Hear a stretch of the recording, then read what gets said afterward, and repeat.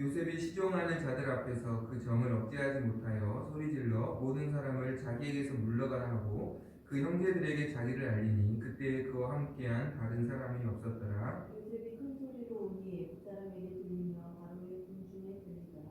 요셉이 그 형들에게 이르되 나는 요셉이라 내 아버지께서 아직 살아 계시니까 형들이 그 앞에서 놀라서 대답하지 못하더라. 요셉이 형들에게 이르되 내게로 가까이 오소서. 그들이 가까이 가니 이르되 나는 당신들의 아버지 요셉이니 당신들이 애굽에 산 자라. 당신들이 나를 이곳에 팔았다고 해서 근심하지 마소서 한탄하지 마소서. 하나님이 생명을 구원하시려고 나를 당신들보다 먼저 보내셨나이다. 이 땅에 있는 동안 흉년이 들었으나 아직 우려는 닭가리도 못하고 추수도 못할지라. 하나님이 큰 구원으로 당신들의 생명을 보존하고 당신들의 후손을 세상에 두시려고 나를 당신들보다 먼저 보내셨나니 그런지 나를 이리 보내신 이는 당신들이 아니요 하나님이시라. 하나님이 나를 바로에게 아버지로 삼으시고 그 온 집의 주로 삼으시며 애굽 온 땅의 통치자로 삼으셨나이다. 당신들은 속히 아버지께로 올라가서 아뢰기를 아버지 아들 요셉의 말에 하나님이 나를 애굽 전국의 주로 세우셨으니 지체 말고 내게로 내려오사 아버지의 아들들과 아버지의 손자들과 아버지의 양과 소와 모든 소유가 모든 땅에 머물며 나와 가깝게 하소서. 함께 했습니다. 흉년이 아직 닷새가 있으니 내가 거기서 아버지를 공양하리이다. 아버지와 아버지의 가족과 아버지께 속한 모든 사람에게 부족함이 없도록 하겠나이다 하더라고 전하소서. 아멘.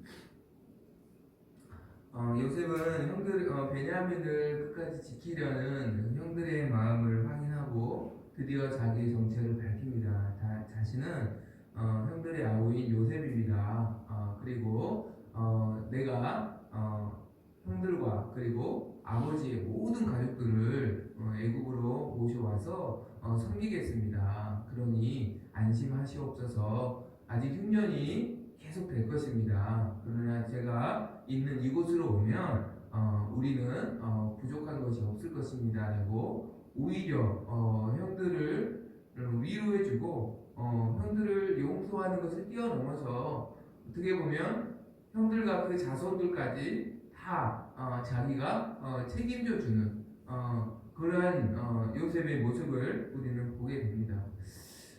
사실은 하나님의 뜻은 항상 원수를 사랑하는 것이고 용서하는 것이고 또 그들이 쓸 것을 기쁨으로 채워주고 섬기는 삶을 하나님은 우리에게 늘 원하시죠. 그러나 그것이 참 내게 상처를 준 사람에게 내가 용서한다라는 것, 또한 그 용서를 뛰어넘어서 정말 조건 없이 그를 사랑해주고 그를 섬기는 것, 사실 이것이 얼마나 어려운지 우리는 너무나 잘 알고 있습니다. 그런데 요셉이 이렇게 형들을 용서하는 것을 뛰어넘어서 오늘 말씀 보니까 그의 가족들까지 다 책임지겠다라고 이렇게 하나님의 뜻에 순종할 수 있는 비결은 뭘까? 이것은 사실은 어떤 의무감이나 또 어떤 형식적인 신앙의 모습으로는 사실 흉내 내기조차 어려운 것이죠. 이것이 가능한 이유는 무엇일까?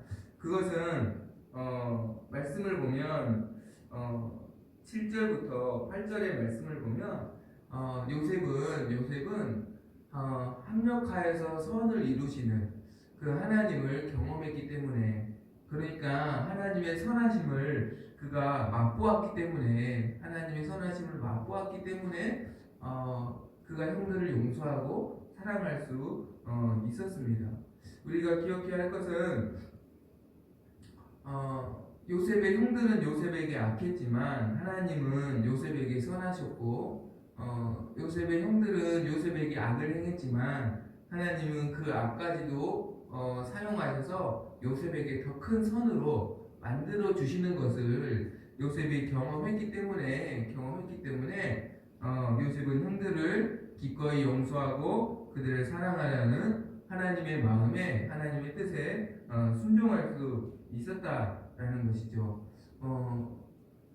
시편 118편에 보면 하나님은 선하시다, 여호와께 감사하라, 그는 선하시며 그 인자하심이 영원합니다.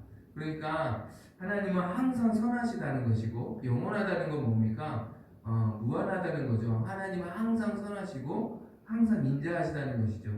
그리고 하나님은 악을 우리에게 때로는 허용하시지만 그 악까지도 협력하여서 선을 이루시는 분이다 라고 우리에게 말씀합니다. 요셉의 삶을 보면 우리가 이것이 얼마나 정확한지 알 수 있습니다.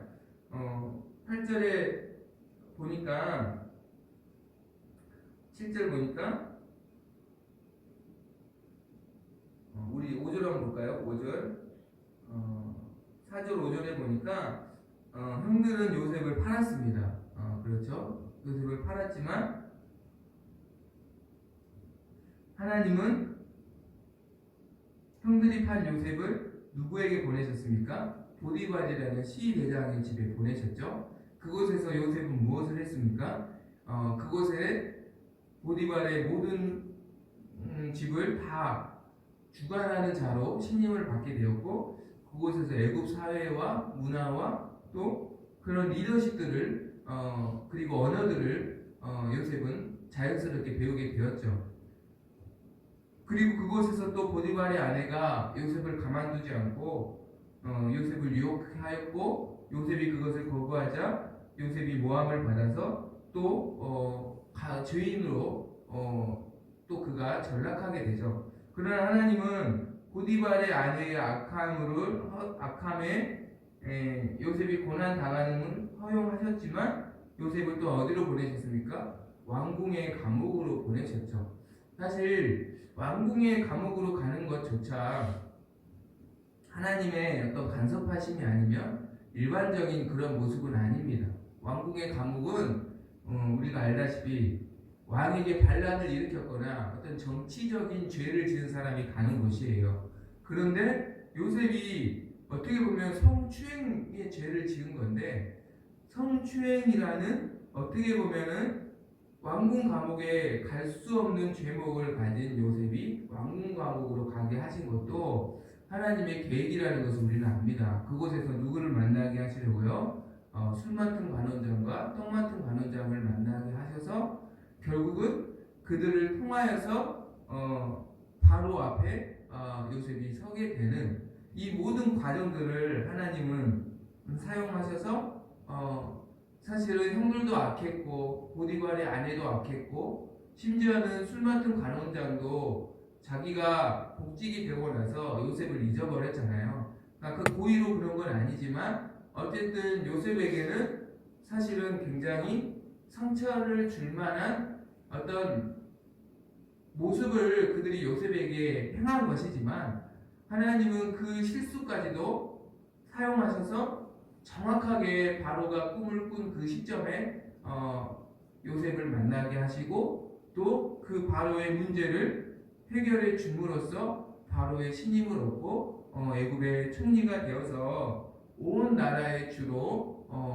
하나님이 요셉에게 꿈을 보여주신 것처럼 그 꿈을 이루어 주시고 그 요셉을 통하여서 온 민족을 구원하시고 그리고 아브라함에게 약속하신 야곱의 가족을 민족으로 번성하게 하는 그런 기반을 이 요셉을 통해서 만들어 가시는 것을 우리는 보게 됩니다.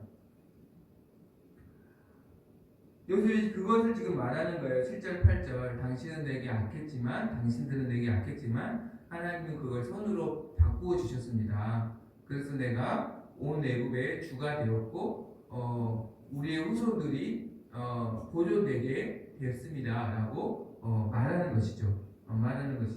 요셉이 이러한 하나님의 선하심을 맛보았기 때문에 더 이상 형들이 내게 행한 그 작은 그 당시에는 그렇게 커 보였지만 선하심을 맛본 순간부터 그것이 요셉에게 더 이상 문제가 되지 않았다라는 것을 우리에게 말씀하고 있죠. 물론 선을 만들어주시는 과정 가운데는 요셉도 하나님의 선하심을 인정하기가 어려웠을 것이고 또 하나님 자신을 향한 하나님의 선하신 계획을 그가 알지 못했을 것입니다. 요셉은 나중에 창세기 42장 9절에 보면 그가 애굽의 총리가 되고 나서 그때도 알지 못했어요. 그런데 형들이 양식을 사러 와서 자기의 발 앞에 무릎을 꿇고 엎드리는 모습을 보고 하나님이 자신에게 준 꿈이 이루어졌다라는 것을, 하나님이 선을 지금까지 이루어 주셨다라는 것을 깨달았습니다. 42장 9절에 보면 요셉이 그들에게 대한 꿈을 생각했다. 엎드리고 있는 형들을 바라보면서 그 전까지는 요셉도 도저히 자기에게 당한 이 고난과 이 어려움들이 도저히 이해가 되지 않았고 하나님의 선하심이 느껴지지 않았던 것이죠. 그러나 그 꿈이 이루어진 다음에 비로소 이렇게 하나님이 나를 인도해 주셨고 선으로 바꿔 주셨구나. 그래서 내게 주신 꿈을 이루어 주셨구나 라는 것이 나중에 깨달아졌다라는 것이죠. 우리도 기억해야 합니다. 그 과정에서는 우리도 하나님의 선하심이 느껴지지 않고 또 하나님의 선하신 그 계획을 우리가 다 이해할 수 없을 때가 있다라는 것이죠. 그러나 분명한 것은 이러한 하나님의 선하심을 우리가 깨닫고 그 선을 이루시는 하나님을 우리가 경험하게 되는 날이 온다라는 것입니다. 시편 34편 8절에 보니까 너희는 여호와의 선하심을 맛보아 알지어다. 무슨 말일까요? 맛본다는 것은 깨닫게 되는 날이 온다라는 거예요. 이것이 이론이 아니라 우리가 어떤 음식을 어떤 사진이나 어떤 그림으로 보면 저런 음식이 있구나. 그러나 그것은 맛보는 건 아니죠. 그러나 그것을 맛볼 때 내가 경험하게 되는 그 순간에 우리가 그 음식을 진짜 맛을 느끼는 것처럼 마찬가지로 하나님의 선하심을 우리가 이론으로 아는 것이 아니라 이것이 정말 깨달아지는 날이 온다는 것입니다. 이것이 깨달아지면 우리가 하나님의 뜻대로 또 온전히 순종할 수 있는 그러한 은혜를 우리가 있게 될 줄로 믿습니다.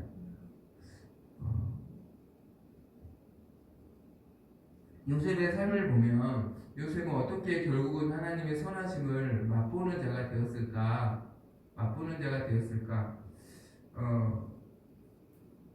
고난당하는 모든 사람이 하나님의 선하심을 맛보는 것은 아닙니다. 어떤 자가 하나님의 선하심을 결국 또 선을 이루시는 하나님을 경험하게 될 것인가? 로마서 8장 28절 우리가 알거니와 하나님을 사랑하는 자 곧 그의 뜻대로 부르심을 입은 자들에게는 모든 것이 합력하여 선을 이루느니라. 마태복음 7장 11절 너희가 악한 자라도 좋은 곳으로 자식에게 줄 줄 알거든 하늘에 계신 너희 아버지께서 구하는 자에게 좋은 곳으로 주시지 않겠느냐.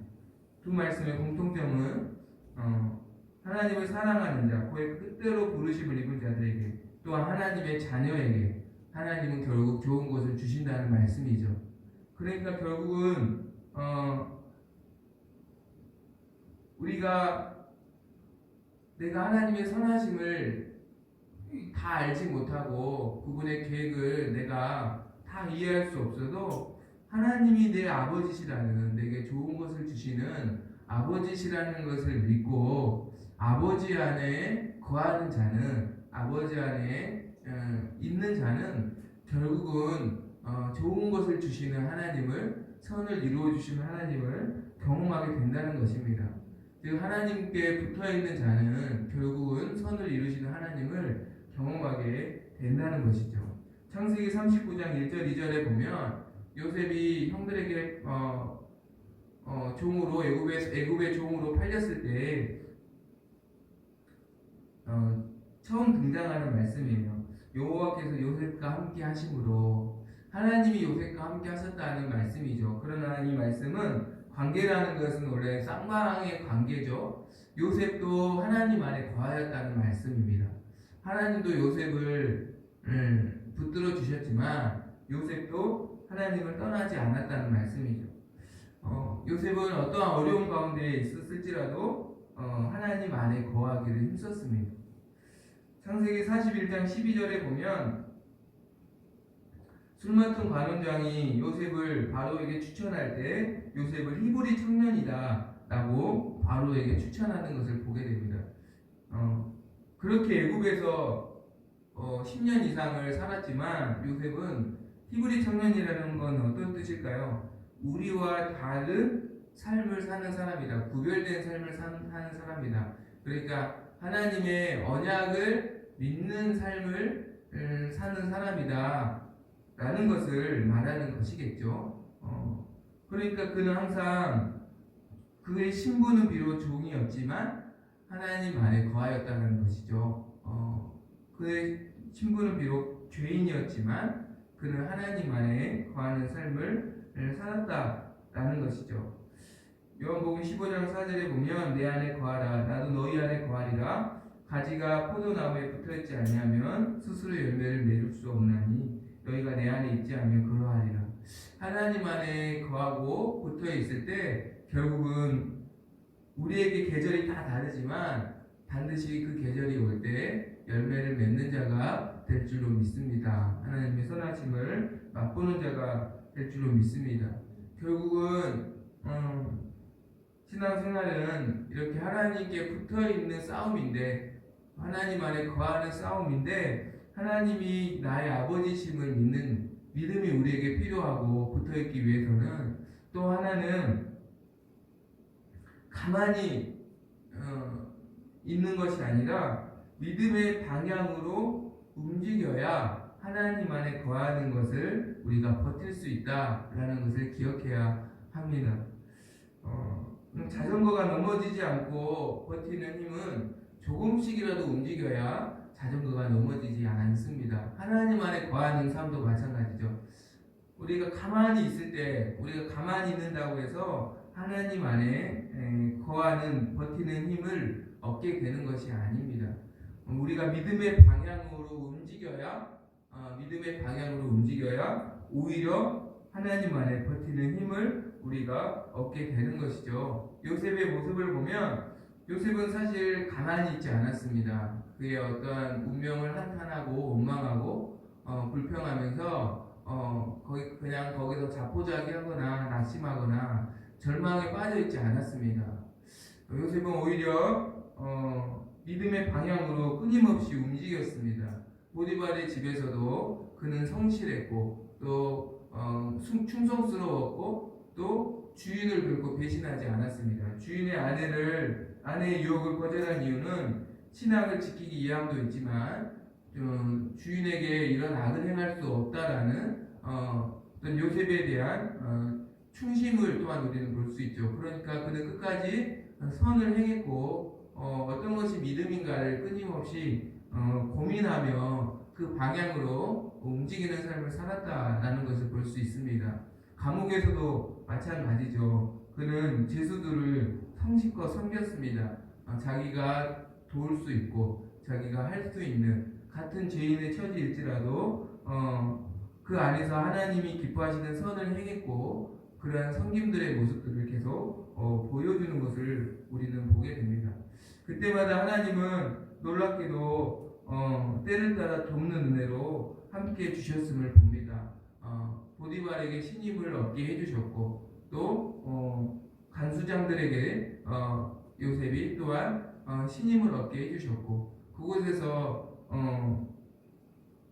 하나님의 은혜가 함께 하였음을 우리는 보게 됩니다. 우리도 마찬가지죠.